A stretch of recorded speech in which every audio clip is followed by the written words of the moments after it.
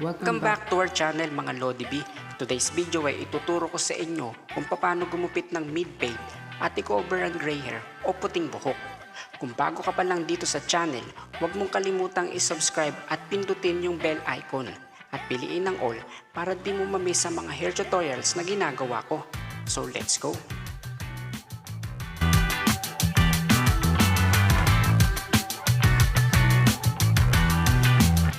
Sinection ko muna gamit ang crocodile clip.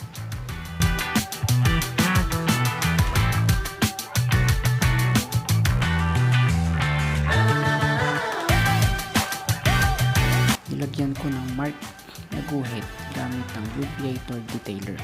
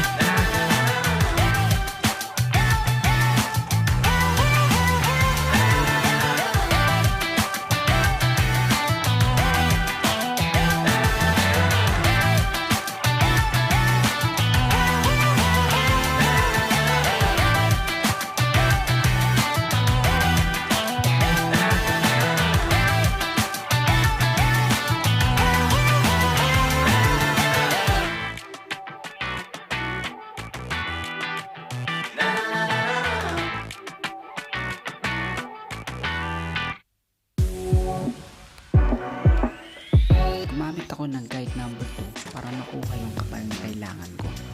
Bali yun yung magiging base ko.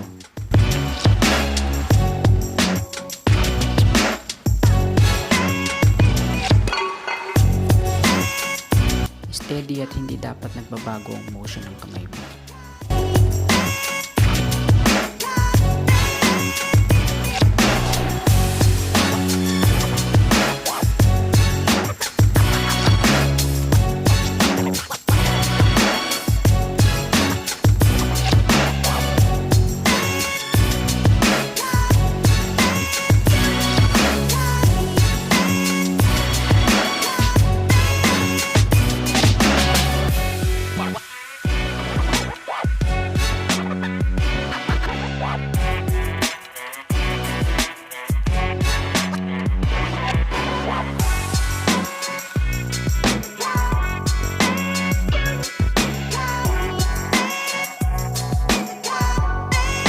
Dahan-dahan ko na siyang binubura yung solid lines niya para mas kumanda yung blending niya.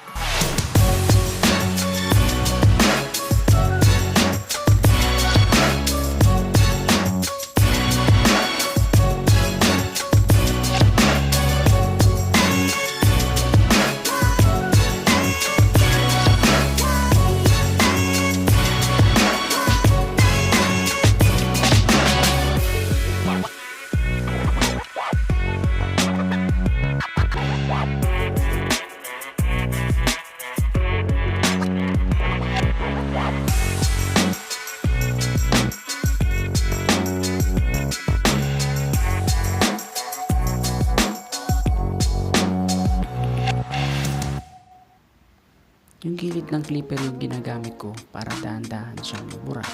At pag may nakikita pa akong mga solid lines, ay dahan-dahan ko rin siyang flip-flick pataas.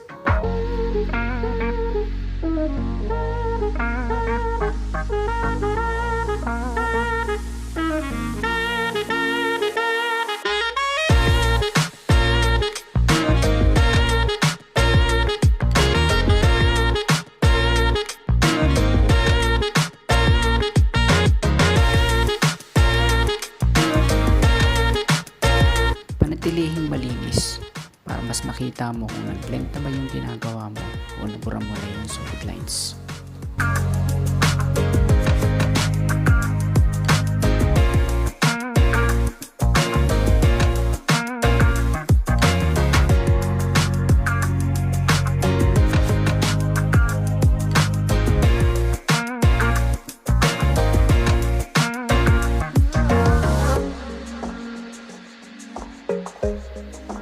Mapapansin natin dito na hindi pantay yung ulo ng customer.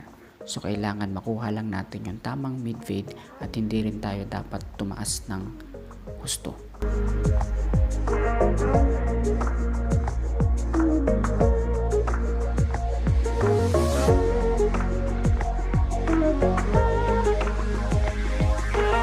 Sa kabilang side naman, ganun din yung gagawin mo na guide at procedure sa ginawa mo sa left.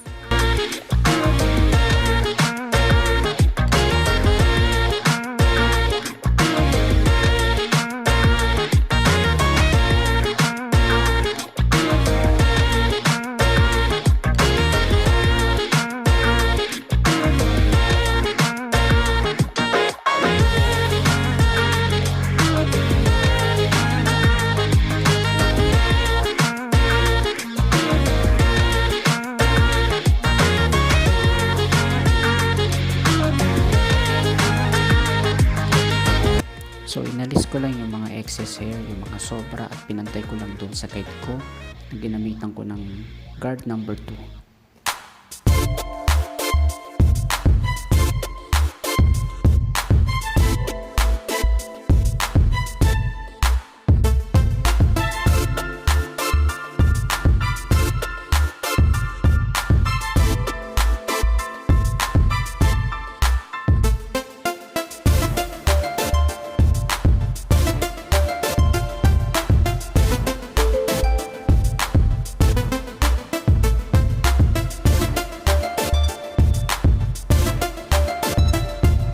Nilinis ko lang yung banda sa noo para mas maganda siyang tignan. At ingat din sa paggamit para hindi mapasobra.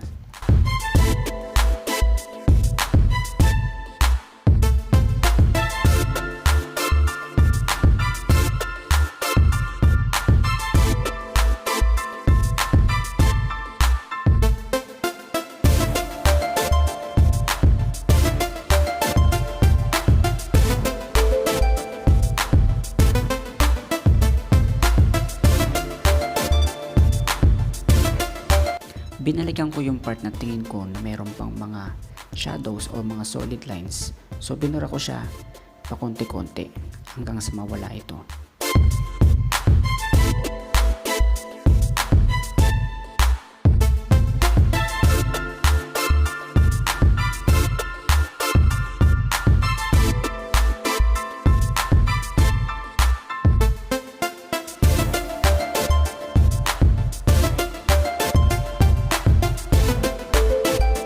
Inalis ko lang yung 2 weeks na tumubo at yung style ng paggugupit ko dito is point cutting para mas magkaroon siya ng natural style.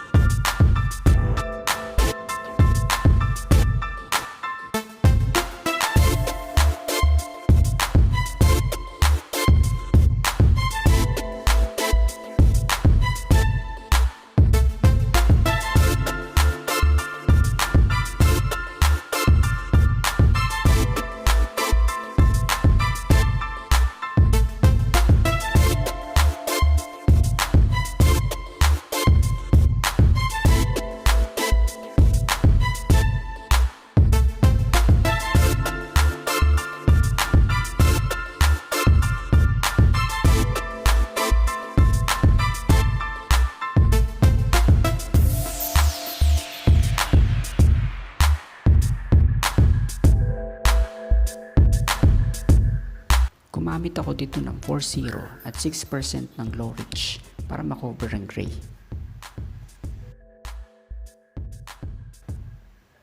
Mixing ratio ko dito is 1:1 para mas penetrated ang color at saktong-sakto lang. So roots lang yung nilagyan ko dito, yung tumubo lang, at iniwasan ko malagyan yung pinaka baba na halos shinave ko na para hindi masira yung gupit ng midfade.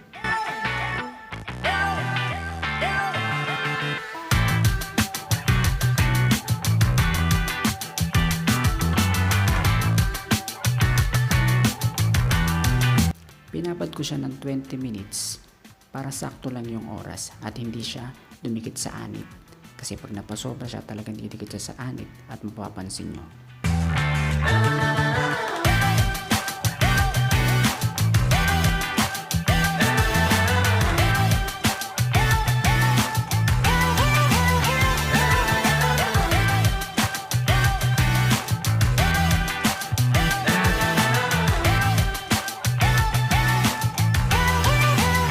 Gumamit ako dito ng Play-Doh wax na stronghold at inano ko muna siya. Binled ko muna sa kamay ko bago ko siya nilagay sa buhok para maiwasan ko yung mga buo-buo doon sa buhok.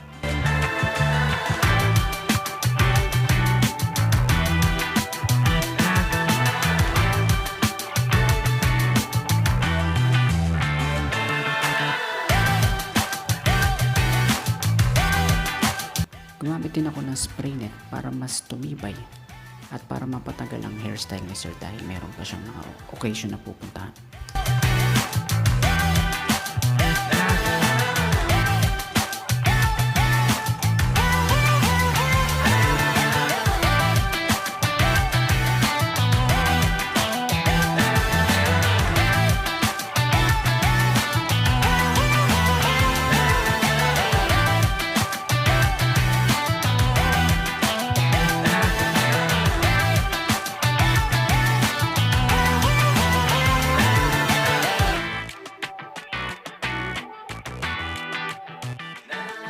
Kung nagustuhan mo ang video for today, ay huwag kalimutang i-subscribe.